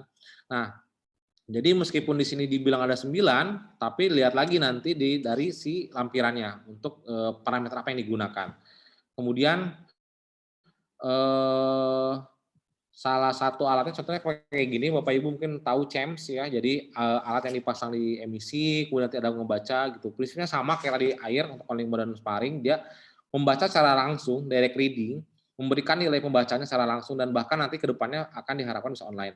Dan teknologi yang digunakan itu masing-masing, ada chemoluminescence, ada NDIE, ada UV absorption, ada FID gitu kan, jadi tergantung dari parameternya. Jadi ini menggabungkan beberapa analyzer, jadi ada chambernya sendiri nanti, ada shelternya sendiri nanti, ada gas analyzernya, dia akan memberikan input berapa nilai konsentrasi buangan dari cerobong tersebut. Dan ini adalah salah satu teknologi terbaru untuk merkuri pada CEMS gitu, karena sebelumnya belum mandatory untuk merkuri, tapi sekarang udah mandatory untuk merkuri. Ini adalah bagaimana salah satu analyzer CEMS tersebut digunakan di cerobong atau di emisi untuk melaksanakan pembacaan merkuri. Mungkin Bapak Ibu, kok merkuri bisa ya, bisa langsung baca, ternyata ada teknologinya. Kan UV, jadi di mana Hg itu ada UV-nya pada panjang gelombang 254 nanometer, sehingga nanti bisa dibaca sebagai berapa kadar merkuri di cerobong tersebut. Oke, ini cuma tambahan aja sih untuk kami dalam kalibrasi. Oke, itu aja mungkin yang bisa saya sharing. Summary mungkin yang bisa saya sharing adalah kalau untuk PP22 untuk udara ambien maupun emisi itu ada beberapa teknologi yang bisa digunakan untuk lab-lab jasa ataupun lab-lab Bapak Ibu gitu kan. Itu mengacu terhadap apa alat yang digunakan, yaitu continuous dan manual gitu. Di mana continuous tersebut bisa memudahkan Bapak Ibu karena alatnya lebih kecil, lebih ringkes, lebih simple, dan itu memang nantinya bisa diharapkan nanti alatnya bisa online dan bisa dikirim datanya nanti. Oke, itu aja mungkin yang bisa saya sharing untuk pagi ini. Terima kasih atas waktunya Bapak Ibu. Mohon maaf apabila ada banyak kesalahan dan kekurangan. Silakan saya buka open discussion untuk pagi ini apabila ada yang kurang bisa ditanyakan. Terima kasih. Assalamualaikum warahmatullahi wabarakatuh. Baik, terima kasih Bapak Robi untuk pemaparan materinya. Di sini sudah ada beberapa pertanyaan yang masuk melalui fitur chat, Pak. Mungkin saya bacakan. Baik. Yang pertama dari Bu Dina Rusdiana. Saya ingin bertanya, apakah PT HAS menyediakan jasa kalibrasi alat untuk uji parameter udara ini? Oke. Itu pertanyaan pertama, Pak. Ini Kemudian langsung jawab apa gimana Pak Raju? Apa mungkin- dikumpulkan dulu? mungkin saya kumpulkan dulu ya. Udah ada 3 baik. pertanyaan nih soalnya, Pak. Baik. Jadi Kalibrasi pertama, itu pertanyaan pertama, Pak. Kemudian pertanyaan kedua ini dari Maulana dari Lab Lingkungan Batam. Izin bertanya, untuk pengujian hidrokarbon menggunakan GCMS apakah bisa? Jika bisa, prosedurnya bagaimana? Jika ada prosedurnya boleh di-share sini, Pak. Oke. Itu dari Bapak Maulana ya. Kemudian pertanyaan ketiga, Pak, ini dari Rizalul Khair. Pak Robi mohon penjelasan perbedaan pengukuran hidrokarbon secara PP 41 tahun 99 dengan PP 22 tahun 2021. Terima kasih. Oke. Mungkin itu 3 pertanyaan yang sudah. Oke, 3 dulu ya Pak ya. Oke, Ya. saya coba buka sharing lagi yang tadi. Baik, yang pertama dari Bu Dina. Terima kasih Bu Dina untuk pertanyaannya. Untuk itu coba saya share yang tadi. Oke, untuk kalibrasi sendiri kami punya lab kalibrasi Bu, dan lab kalibrasi kami sudah terakreditasi gitu. Untuk alat udara seperti Ibu kalau punya impinger itu kami udah akreditasi Bu untuk impingernya. Jadi kami bisa untuk flow 0 sampai 5 liter per menit. Kemudian untuk HVAS itu juga kami udah terakreditasi Bu. Kalau misalnya Ibu ada kendala mengirimkan alatnya ke kami, itu kami bisa datang ke tempat Ibu nanti untuk melaksanakan sampling di sana atau kalibrasi di sana. Itu bisa gitu kan. Kemudian kami juga sudah terakreditasi untuk sound level meter, noise dosimeter, sound kalibrator gitu kan, dan vibration meter gitu. Jadi beberapa parameter untuk udara ambient itu udah kami bisa tuh. Tapi untuk udara emisi kami belum dapatkannya, masih dalam proses untuk menunjukkannya. Jadi saat ini yang bisa kami provide kalau Ibu nyari laboratorium kalibrasi yang terakreditasi untuk udara ambient, itu kami bisa Bu, kami bisa mengcover untuk gas dan debu partikel gitu. Itu ya untuk yang Bu Dina. Nanti apabila kurang jelas bisa hubungi kami Bu nanti Bu, terpisah. Kemudian untuk yang hidrokarbon tadi pertanyaan dari Pak siapa tadi ya? Oh, Pak Maulana ya, hidrokarbon GCMS ya. Oke, coba saya share. Kalau Bapak udah punya GCMS di laboratorium gitu kan, menarik sih Pak, karena memang kalau untuk berbicara regulasi dan cara kerja itu sebenarnya ranahnya dari KLHK ya, ataupun dari teman-teman regulator nantinya. Cuman saya coba akan sharing di sini yang bisa saya sharing. Kalau Bapak udah punya GCMS Bapak ada di laboratorium, berarti Bapak harus sampling nanti menggunakan Tedlar bag biasanya Pak. Coba saya sharing ininya sebentar. Menarik. Oke, sebentar. Kalau SN-nya sih ada dulu tuh, SN-nya tuh ada. Jadi, oke.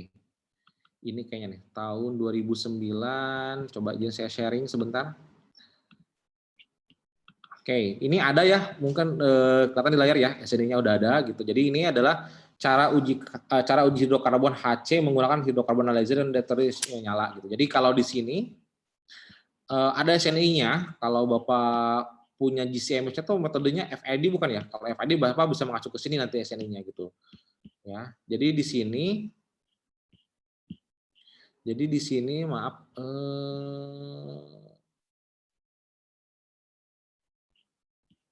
Nah, gini Pak metodenya Pak. Jadi Bapak Ibu nanti sampling dulu menggunakan pompa vakum dan Tedlar bag. Nanti ini Tedlar bag contohnya ya. Jadi Bapak Ibu menghisap sejumlah sampel udara, nanti masuk ke Tedlar bag-nya. Tedlar bag ini nanti akan dibawa ke laboratorium, nanti akan dianalisa lebih lanjut, akan diisi Bapak, gitu kan. Mungkin pakai ini Pak, nanti silakan dicek Pak, deviation ini nomornya nomor 719.329. Ini adalah memang cara uji hidrokarbon. Tapi dipastikan Pak, punya Bapak detektornya adalah FID. FID punya Bapak itu FID flame emission detector ya. Jadi ini ada Pak, ada nanti silahkan dicek lagi gitu kan. Kalau untuk samplingnya sih nanti menggunakan Tedlar bag, ini Tedlar bag ada pompa vakum. Jadi nanti udaranya masuk ke sini ke Tedlar bag. Jadi udaranya itu nggak langsung masuk ke kantong ini enggak, tapi ada semacam kotaknya lagi nanti namanya chamber ya, chamber nanti. Vakum chamber ini nanti akan dihisap oleh si pompa vakum. Jadi pompa vakum ini akan menghisap udara dalam sini sehingga tekanan di dalam chamber tersebut lebih kecil daripada tekanan udara ambient, sehingga udara ambient akan masuk ke dalam di Tedlar bag tersebut gitu kan. Jadi nggak langsung dari sini ngambil hisap langsung ke Tedlar bag langsung ke udara enggak, tapi menggunakan vakum chamber lagi nanti. Nah si Tedlar bag ini nanti akan dibawa ke laboratorium untuk dianalisa lebih lanjut. Ya, jadi dia hanya bagian dari cara sampling. Jadi ini adalah alat ataupun media yang nantinya akan dianalisa lebih lanjut menggunakan GC gitu ya. Oke, itu mungkin yang bisa saya sharing itu untuk yang pertanyaan dari Pak Bambang. Kemudian yang PP41 bedanya apa yang hidrokarbon sama itu, coba saya buka sharing lagi untuk presentasinya. Menarik memang kalau PP41 dan PP ini. Oke, kayaknya belum muncul ya. Udah muncul ya? Belum Pak. Belum ya, oke. Nah ini adalah contoh PP41 dan PP22, coba saya sandingkan ya. Kalau di sini hidrokarbon, harusnya hidrokarbon adalah 3 jam, baku mutu 60, flame ionization gas kromatografi gitu kan. Kalau di sini dia dijelaskan lebih detail Pak bedanya gitu kan. Bisa pakai gas kromatografi, pakai flame ionization detector, FID juga sama dan baku mutu segini.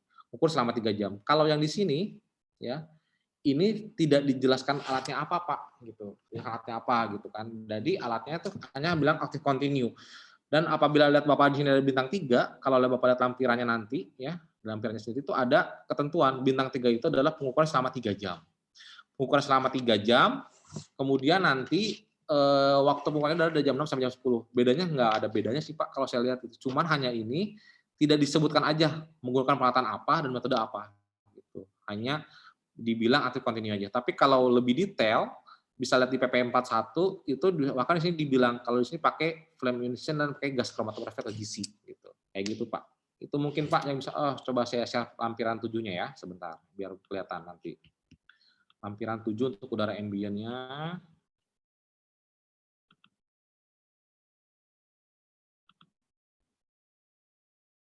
Oke. Nah, ini dia lampiran 7.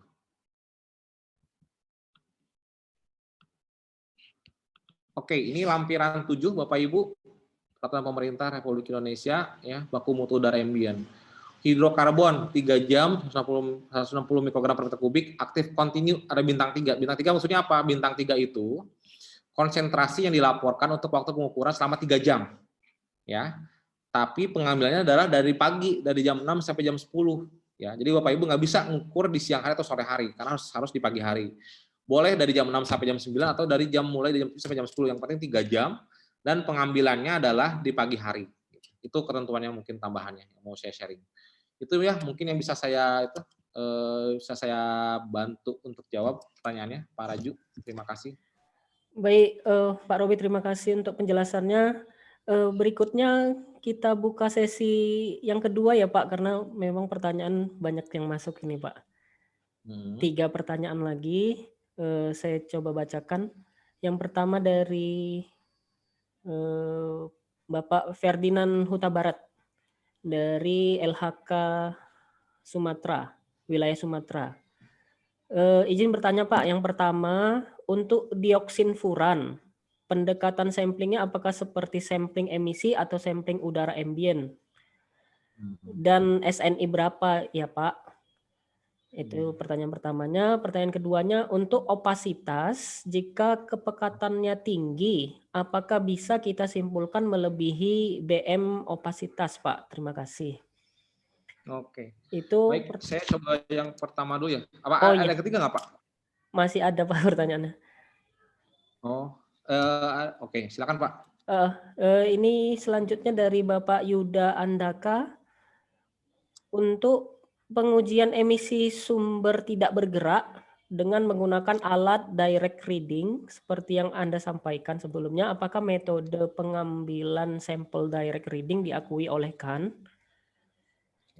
Kemudian ini yang terakhir dari Bapak Sukarman. Pak Sukarman minta di-sharing K3 untuk laboratorium IPA SMA. Apakah ada gitu, Pak? K3 maksudnya gimana? K3 SMA IPA? K3 laboratorium IPA SMA. Jadi mungkin Pak Sukarman ini guru dari SMA gitu. Oh, Jadi minta di-sharing apa ada K3 untuk laboratorium IPA di SMA. itu ada 4 pertanyaan Pak Raji ya? Ada 4 pertanyaan ya. Saya dioksin furan untuk emisi silakan, atau Pak. emiten. Oke, saya coba dulu untuk dioksin furan dari Pak Pak Ferdinand Tabarat ya Pak ya. Oke, saya coba untuk dioksin furan. Kalau dioksin furan, setahu saya itu belum ada SNI-nya. Mohon koreksi kalau saya salah ya, karena regulasi kadang update dan saya juga kadang miss di situ. Kalau sampai saat ini dioksin furan itu untuk samplingnya itu di udara. Kalau di emisi Pak, kalau di emisi itu berarti beda, karena ada SNI untuk emisi dan emisi itu beda masing-masing. Kalau yang tadi saya sharing di sini, ya, untuk dioksin furan, ini untuk emisi, memang skopnya sendiri untuk emisi. Jadi Bapak samplingnya itu untuk di cerobong ataupun di buangan emisi gitu kan. Nah, ini belum ada SNI-nya, Pak. Setelah saya belum ada SNI-nya, ini mengacu ke US EPA metode 23 gitu kan. Dan ini dilaksanakan seperti Bapak sampling emisi. Alatnya dibawa naik ke cerobong ke atas, dibawa semua nanti kan. Nanti pelaksanaannya sampling Bapak seperti isokinetik ya. Jadi Bapak mengukur dulu traverse point atau titik lintasnya, mengukur dulu velocity, ada gas molekul keringnya, kemudian ada moisture faktor airnya. Nanti pelaksanaan samplingnya itu berbarengan. Bapak nanti mengukur debu partikelnya juga berbarengan juga dengan dioksin furan gitu ya. Kalau untuk emisi, kalau untuk ambient saya kurang familiar Pak ataupun kurang ekspektasi dalam itu. Ini yang saya sharing ini memang yang sangat common dan sangat biasa dilaksanakan untuk emisi. Karena setahu saya dioksin furan itu langsung ambil dari sumbernya Pak. Ya, sampai dari sumbernya dari cerobong atau dari emisi tersebut, dan metode yang digunakan adalah ngacu ke US EPA, masih ke Amerika ngacunya Pak, ke US EPA, dan SN-nya belum ada di sini gitu. Itu mungkin yang untuk dioksin furan. Kemudian yang untuk opasitas, bagaimana kalau misalnya melebihi baku mutunya, jadi misalnya yang udah melebihi yang hitam ini Pak ya. Dan tadi ini. Halo. Ya, oke. Kalau untuk opasitas memang ini Pak, ini menariknya Pak. Ada beberapa lab ataupun beberapa ini yang sudah bilang, oh opasitas metode Ringel-Menchat sudah tidak relevan gitu. Kenapa? Karena deviasi salah pembacaan dari mata itu sangat besar. Dalam artian itu kesalahan pembacaan sangat besar karena tidak ada realnya. Karena gini, ini kan bergantung terhadap pembacaan Pak. Alatnya sendiri tidak bisa dikalibrasi, ini kapasitasnya matanya gitu kan. Mungkin dalam 2 orang berbeda akan melihat bedanya gitu. Tapi kalau misalnya sudah sepekat, karena setahu saya ini tuh udah paling hitam Pak, yang ini tuh nih. Kalau ngacu ke Ringel-Menchat ya Pak ya, sangat hitam. Berarti kalau sangat hitam berarti udah melebihi nilai baku mutu gitu kan. Nah, untuk pembacaan Ringel-Menchat sendiri saat ini memang ini yang ada SNI-nya gitu kan. Meskipun secara aktual di lapangan itu secara aplikasinya itu kurang akurasinya dipertanyakan ya, karena ya itu terkait dari kesalahan pembacaan dari personal gitu. Mungkin ada orang yang menurut saya ini 20%, menurut saya ini 40% gitu kan. Sangat tinggi di situ untuk kesalahan pembacaannya. Tapi saat ini ya ini SN-nya, dan saya belum tahu kalau untuk teknologi sendiri ada apa teknologinya Pak? Dia membaca metode optik gitu kan. Tapi kalau untuk ngacu ke standar metode yang digunakan di Indonesia ini Pak, pakainya saat ini belum ada yang ganti lagi. Gitu. Jadi kalau misalnya gimana kalau pembacaannya tuh kalau dilihat pakai mata, wah itu gelap banget, lebih-lebih dari yang nomor 5 kepekatannya ya, berarti sudah melebihi baku mutu Pak gitu, karena beberapa emisi memang dipersyaratkan untuk menguji opasitas atau kepekatan asap gitu ya. Oke, itu mungkin ya yang untuk pertanyaan dari Pak yang dari Riau. Terima kasih pertanyaannya. Kemudian pertanyaan selanjutnya itu adalah untuk yang pengujian emisi metode gas analyzer, apakah itu mengacu ke KAN gitu. Nah, menarik Pak gitu kan. Kalau untuk akreditasi gitu. Sebenarnya SNI-nya ada Pak. Kalau tahun 2005 mengacu ke JIS itu berapa pengujian itu menggunakan metode pengambilan sampel. Coba saya share ya untuk ininya sebentar. Nah, tapi ada beberapa pun asesor yang udah bisa memperbolehkan dalam artian oke, ngukurnya pakai itu asal dia alatnya terkalibrasi gitu kan. Ini saya coba sharing untuk yang SNI 2005. Ada contoh-contoh pengambilan sampel di emisi menggunakan metode basah ataupun metode sampel, nanti sampling. Sebentar, saya sharing SNI.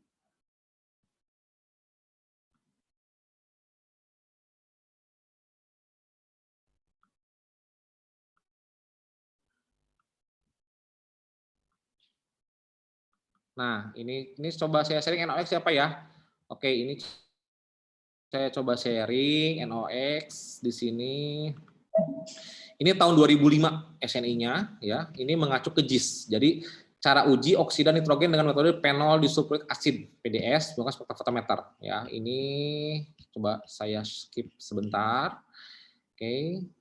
Nah, ini adalah cara mengambil sampel. Kalau kalau asesor yang mungkin harus mengacu ke regulator ke standar metode gitu kan. Ini metode yang digunakan Pak, menggunakan labu vakum ya, labu vakum di mana nanti alatnya seperti ini. Maaf, nggak ada. Nah, ini alat seperti ini Pak. Jadi ini contoh, ini adalah emisi apa ya? Ya, pipa gas masuk ke sini. Ini nanti ada reaksinya di sini, nanti masuk ini. Yang E adalah labu vakum gitu. Ada semacam penyerap di sini Pak nanti ya. Nanti akan diuji secara spektrofotometer ya. Jadi kalau ngacu ke standar metode untuk gas-gas masih menggunakan metode basah gitu. Tapi setahu saya pun gitu kan, untuk mohon koreksi kalau saya salah, beberapa asesor pun sudah mempersilahkan untuk menggunakan gas analyzer. Yang penting apa?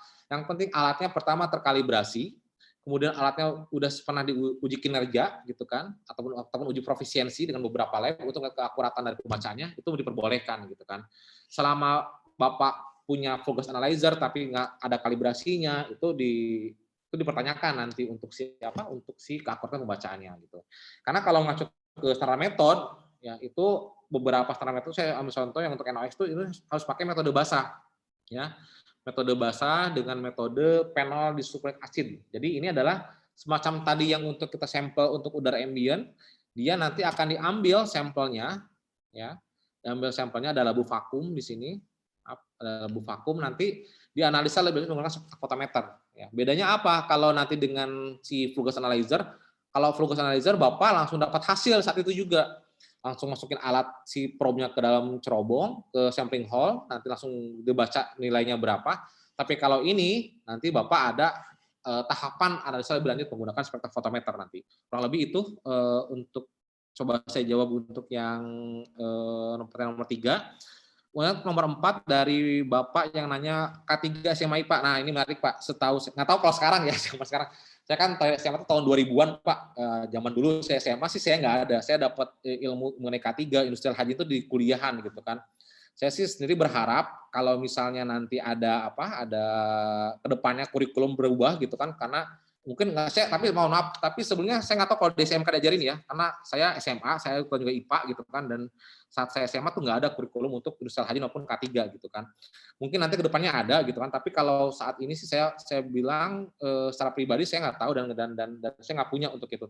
Tapi kalau nanti Bapak membutuhkan saya untuk bisa sharing mengenai IH ataupun K3 ataupun sharing knowledge ataupun sharing pengalaman, silakan Pak, saya free welcome untuk nanti Bapak bisa sharing dengan Bapak nanti ya, untuk bisa sharing pengalaman dan pengetahuan tentang K3 dan IH gitu.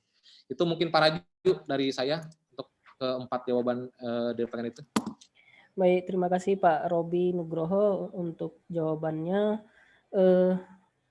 Di sini ada beberapa pertanyaan lanjutan gitu ya, tapi mungkin waktu membatasi kita. Jadi di situ Bu Rima sudah men-share nomor HP yang bisa dihubungi untuk bisa diskusi lanjutan ya setelah webinar ini. Silakan Bapak Ibu yang ingin mungkin masih ada pertanyaan gitu ya, bisa menghubungi nomor HP tersebut di kolom chat. Kemudian saya mengingatkan kembali kepada peserta webinar untuk bisa mengisi presensi untuk webinar kita hari ini. Linknya sudah di-share di kolom chat. Mungkin sekian ya webinar kita hari ini. Dengan berakhirnya sesi diskusi, maka berakhir pula webinar hari ini. Di sini saya ingin mengucapkan terima kasih kepada Ibu WR3, Ibu Dr. Poppy Angelisa, kemudian Ibu Kepala Laboratorium Terpadu, Ibu Rahmi Carolina, kemudian Bapak-Bapak narasumber, Bapak Said, Pak Robi, dan Bu Rima dari PT Has Environmental, kemudian Bapak Ibu Kabid, Kalab, dan Tendik Laboratorium Terpadu, serta Bapak Ibu dan adik-adik peserta webinar hari ini. Akhirul kalam, saya tutup webinar hari ini. Assalamualaikum warahmatullahi wabarakatuh. Selamat siang. Waalaikumsalam. Terima kasih Bapak Ibu yang udah join. Terima kasih juga Pak Raju dan tim untuk pesan webinar ini. Terima kasih ya semuanya. Terima kasih Pak Nugroho. Alhamdulillah kita telah sampai di penghujung acara. Terima kasih banyak kepada para narasumber, moderator, serta para peserta yang telah menyimak acara dari awal sampai akhir. Semoga ilmu yang didapat bisa diaplikasikan di kehidupan sehari-hari dan bermanfaat bagi kita.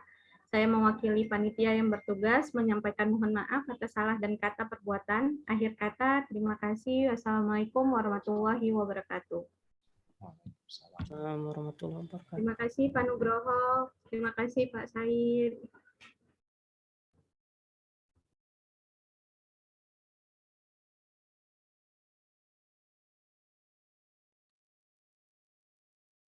PT Has Environmental selama lebih dari 15 tahun sebagai authorized distributor alat-alat monitoring K3 dan lingkungan, mensupport laboratorium lingkungan serta industri lainnya yang tersebar dari Sabang sampai Merauke. Kami berkomitmen memberikan after sale service terbaik kepada seluruh customer kami. Untuk kualitas dan akurasi terbaik, kami siap melayani Anda.